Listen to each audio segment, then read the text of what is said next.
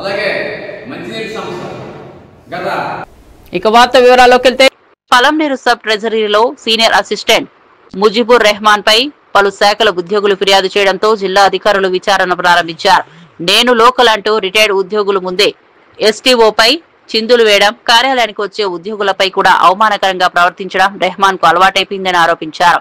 ఇప్పటికే పలుమార్లు సస్పెండ్ అయిన అతను కార్యాలయ సమాచారాన్ని బయటకు లీక్ చేస్తూ ట్రెజరీ ప్రతిష్టను మస్కబారుస్తున్నారని ఉద్యోగులు ఆరోపించారు.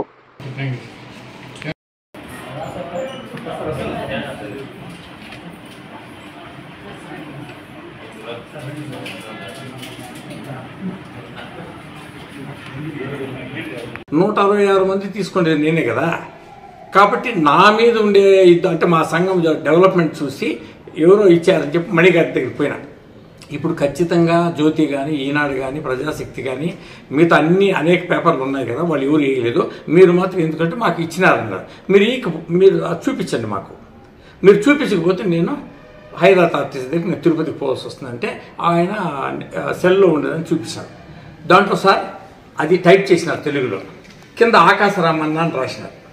నేను ఒకటి అడిగా ఆయన్ని, అంటే నా చొరవ మీతో ఉండే చొరవను బట్టి, సార్ అసలు ఎవరు సిగ్నేచర్లు లేవు, ఏమీ లేదు, ఆకాశరామన్న అనేదాన్ని మీరు మిగతా పత్రికలు లేదు, మీరు ఈ విధంగా చేయడమో మీ యొక్క పత్రికకి ఇదవుతుంది, కాబట్టి మీరు మాకు చెప్పాలన్నాం. సార్ ఆయన ఇచ్చారు. కాబట్టి మేమేమంటామంటే బహిరంగ విచారణకు మేము భయపడాలా, బహిరంగ విచారణ చేయండి నేనే అడిగాను. మీరు కానీ వేయకపోతే నేను ఖచ్చితంగా మీ బ్యూరోకే పోతానన్నా. సరే ఆయన వేసేసాడు.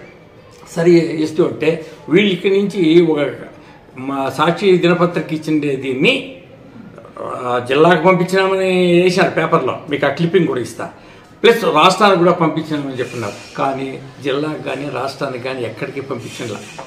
ఇప్పుడు రాబోయే జిల్లా అధికారులు కూడా కేవలం సాక్షి దినపత్రికలో వేసిండే దాన్ని క్లిప్పింగ్ని బట్టి ఎస్టీఓ వాళ్ళ సిబ్బంది పైన మాత్రమే ఎంక్వైరీ చేసానికి ఇప్పుడు రావడం జరిగింది. ఒకసారి మీరు పరిస్థితి అర్థం చేసుకోండి. లోపలికి ఏం జరిగింది సార్?